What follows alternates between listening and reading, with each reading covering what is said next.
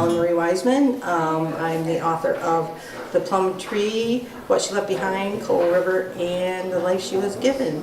Welcome to Easton. Thank you for having me. And I'd just like to add that Ellen Marie Wiseman was selected by the One Book One community of Easton as their choice, and it was a real battle, and she won. And we're absolutely delighted that she was here. Thank you, Ellen. I'm published in 18 countries now. The Life She Was Given, 3 publishers in Germany wanted it, so they had to have an auction, so they bid against each other, so the highest bidder won, so that, it was exciting time for me. So as when I'm done, you guys can look at some of these books. Like this, for instance, this one, for instance, is the Romanian version of The Life She Was Given. It's a little different.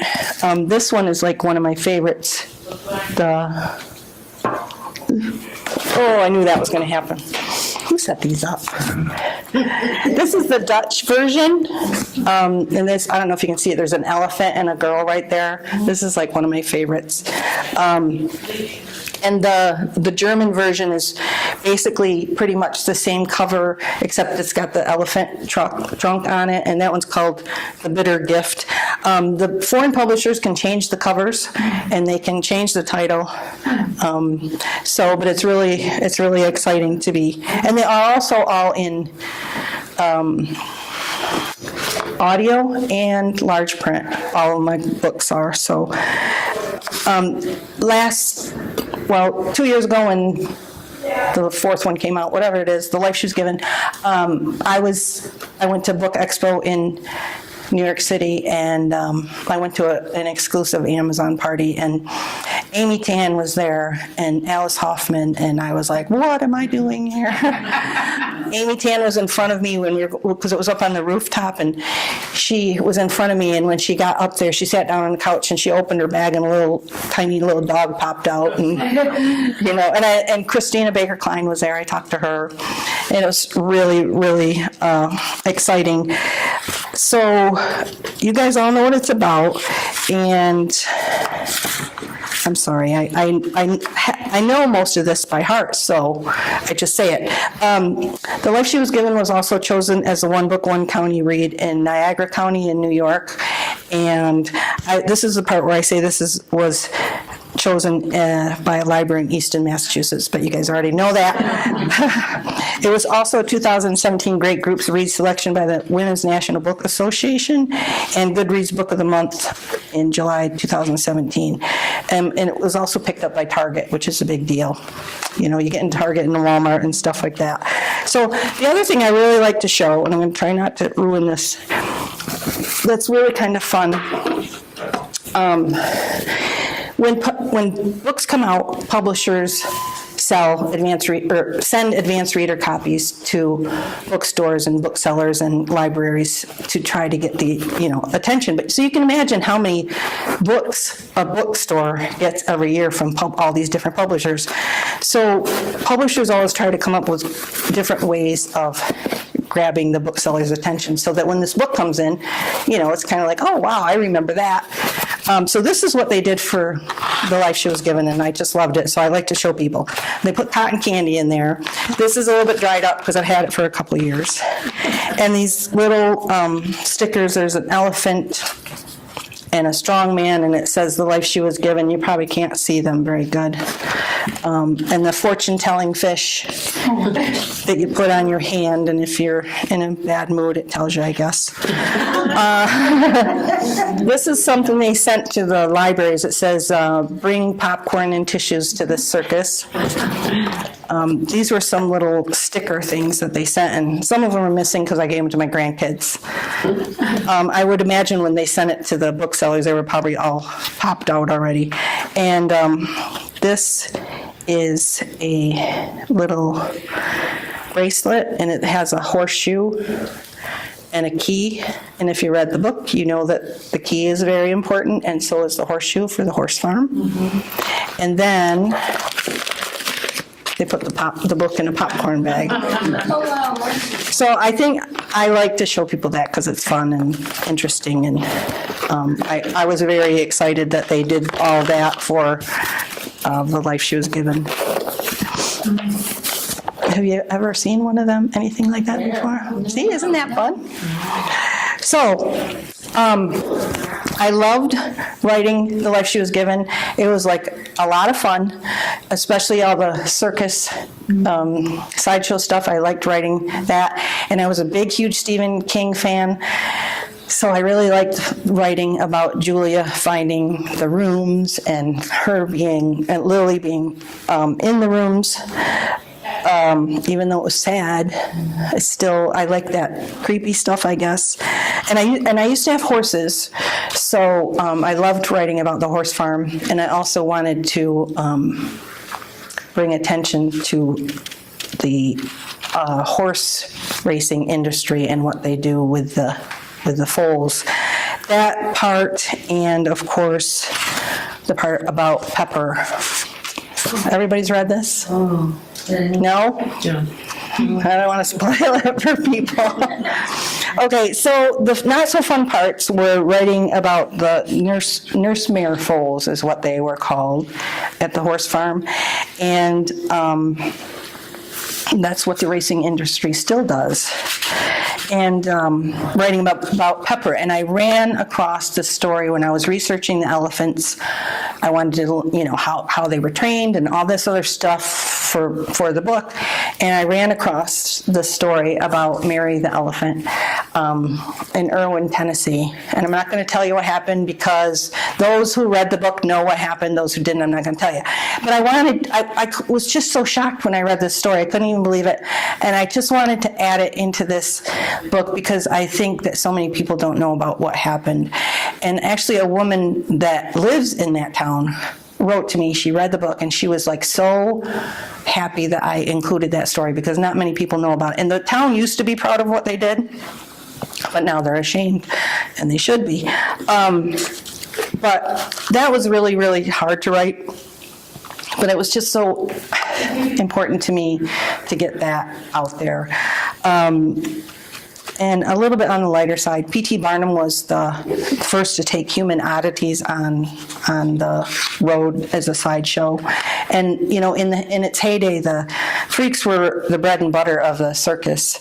So there was always, of course, sad cases like Daisy and Violet Hilton. I don't know if you guys know that they were like passed from relative to relative like a piece of jewelry in an estate and just treated really badly. But eventually the appeal of the sideshow declined because of, medical knowledge and political correctness and all that stuff. But it was a good way back then for people with abnormalities and different things to stand on their own 2 feet and make a living instead of being institutionalized and stuff. So it's a touchy subject. I've never been to a sideshow. Has anybody ever been to a sideshow? No. Yes. I don't know if I'd be brave enough. I can write about it, but I don't know if I would be brave enough. While researching The Life She Was Given, I read a lot of fun facts like goats on the lot mean good luck, which was in the book. Peacock feathers mean bad luck, and a bird in the tent means death for a performer. Yeah, which you know if you read the book. The guys that used to bring out the popcorn and the soda and all that stuff, they were called butchers. And they always brought out the dry goods first. They brought out the popcorn and the cotton candy, and then they waited as long as they could before they brought out the drinks because then everybody's like dying of thirst and they want their drinks. And then they brought out the candy apples last because they took so long to eat and they wanted people to buy more stuff. So I already said all this. Yep. Sorry. Oh, one of the questions that I get asked a lot is how the story turned into something that included how we treat animals. And I knew I couldn't write about the circus without including that. And like I said, I ran across the story about Mary. And I'm hoping that, one of the takeaway messages from the book is something that I always say to my kids, that you can't be mad at animals for acting like animals, especially since we're the ones who put them in positions where they need to defend themselves. I love that you guys are going to that rescue place too as part of this. This is awesome. That's awesome. So after it turned in The Life She Was Given, I signed another 2-book deal.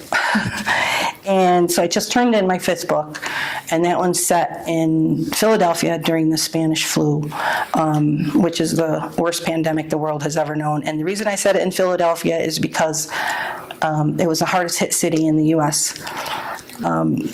And it centers around a young immigrant whose mother dies during the epidemic, and she has to take care of her twin baby brothers. And she's hoping that her father's going to return from the war. But at one point they run out of food and she has to go and look for food, and she doesn't want to take her brothers with her. But when she gets back, they're gone. So that's all I'm going to tell you. So the other thing that I'm asked a lot is how and why do I write such depressing books? The how of it is that I want to get my point across, so I'm able to detach myself and just to get that story out and get that first draft down. It's when that I go back and I read what I've written, and then I've made myself cry a few times. But it's I want to be truthful about what happens. And the other reason that I'm able to do it is because I'm always on a deadline. So I don't have time to say, I need to, maybe change that. But I'm also fascinated by the resiliency of the human spirit, and I think it helps us be more thankful for what we have when we read about the struggles of others and what people in the past have been through. I mean, we still have a long way to go, but we've come a long way too. And it helps us realize how we got to where we are. So that's why I write about World War II and insane asylums and child labor and circus shows and animal abuse. And I try to use historical events that we didn't learn about in school, which I'm finding out that we didn't learn about a lot of things in school, that a lot of things were rewritten to sound better than they should. And I like to try to offer hope that humans have the ability to grow and change and the strength to survive almost anything. And like I said, I owe it to the people who lived through those times to be honest about the past. As one reader noted, these stories have to be brutal in their telling of suffering and death that is beyond imagination. Only in raw honesty of the darkness does the light of those who survive shine all the brighter. Sorry about that. I just got news from my editor. He called me the other day and said that they're re-releasing my first 3 books. They're going to have new covers. The first 3 are going to have new covers. I already saw the first 2 covers, and they're awesome. But when they're re-releasing, that means that they're, when they launch a book, they put money behind it for marketing and promotion and all that stuff. So when they relaunch these 3 books, they will do the same thing, except it's going to have, I'm not sure, they didn't tell me how much, maybe the first 2 or 3 chapters of the book about the Spanish flu in them. So anybody that buys the re-release books will get a sample of the next book. Yeah, so that's all really exciting for me. And I would love to take any questions that you guys have. And if anybody's on Facebook, or if you don't mind leaving reviews on Amazon, Goodreads, I would really appreciate it. And thank you again for having me. And I would love questions if you have some questions. When is the book coming? Which one? The One book? Next summer. August, I believe. Yes. But they're gonna have the first, it's gonna be like September, I think What She Left Behind is coming out again with the sample of the other one. And then in February. I don't know if it's Coal River or, so if you want to get a sneak peek. Yeah. You mentioned Stephen King is an author, but who else influenced you when you were just in your reading phase and I read, got going? yeah, I read all over the place. I like Alice Hoffman. Mm-hmm. I remember reading one of her books and I was just like, wow. And then some books that inspired me too were ones that I was like, I can write that. You know what I mean? Yeah, so Alice Hoffman. I read all over the place. Anne Rice. I liked the dark stuff. When I was a kid, I always used to buy the scary comic books when I went to the store. So I could name a million. You liked mostly fiction and... Oh, yeah. definitely. Anybody else? Yes. Do you own any pets yourself? Yes, we used to have when our kids were growing up, we had a hobby farm. I had horses and goats and sheep and chickens and ducks and geese, and always had dogs and cats, and right now I only have one little puppy because I had two, but the other one just passed away recently, so yeah. What were you trying to show us as readers about the relationship of parents to children? Yeah, that mother, where did she come from? Where did she come from? Let's see. I can say that I've not my parents. I've based some of the people in my books on some people I know.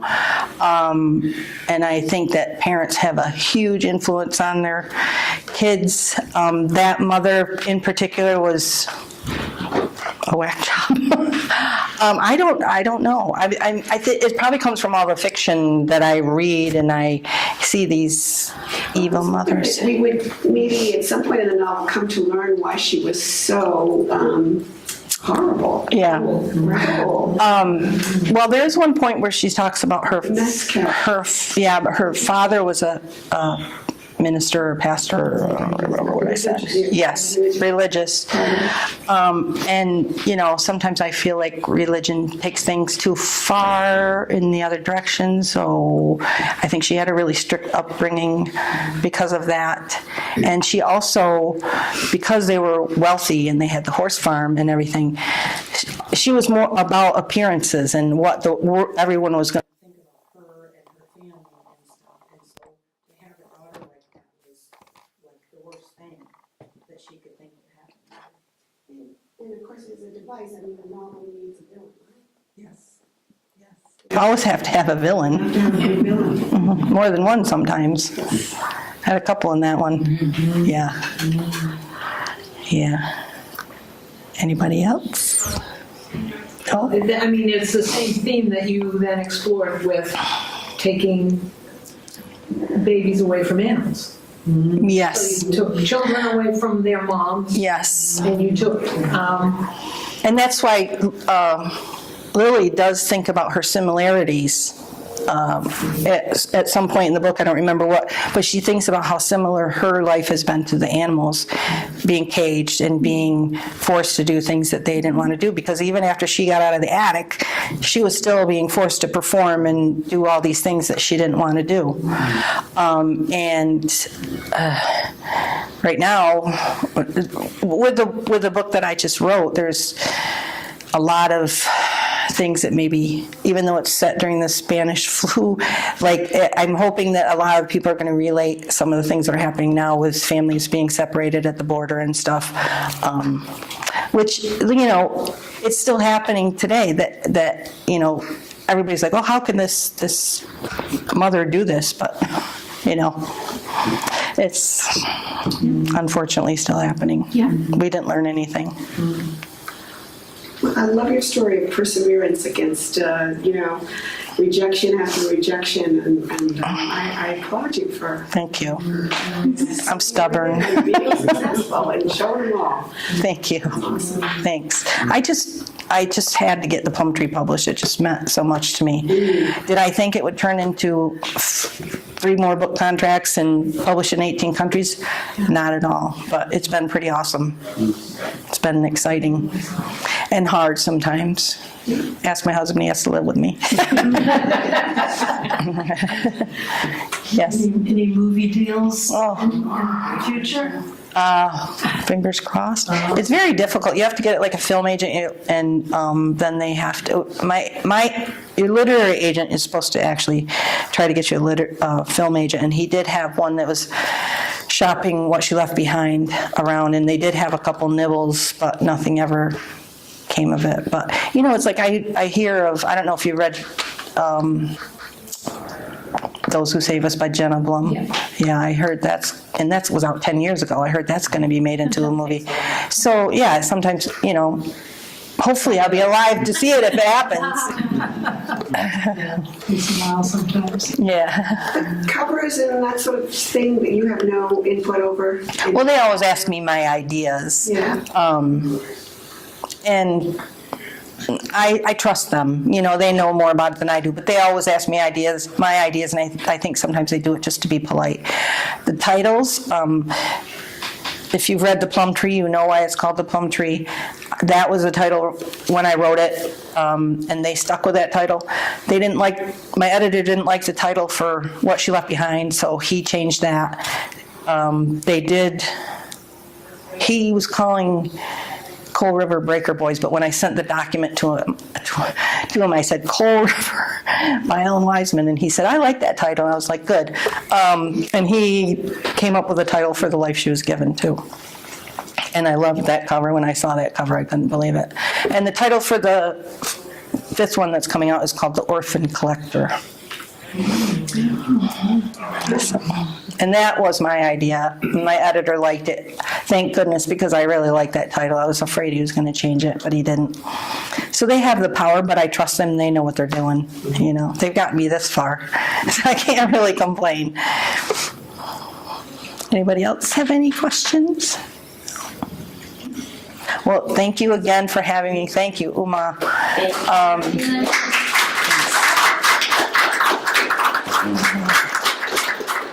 And I'd just like to make it clear to the audience, this is actually a community-based organization, the One Book, One Community. So if you're interested in joining it, the library only provides the space and the material. So please contact Suzanne or Lucy if you'd like to join the group. Yes, Suzanne, Lucy, can you please just raise your hand, Kathy? One. Come Kathy here. Yes. Yes, contact any of these 3 ladies right now. We'd love to get more information. If you want to Thank you purchase so much. any of my books, I'll be downstairs, and my husband will take care of it. Thank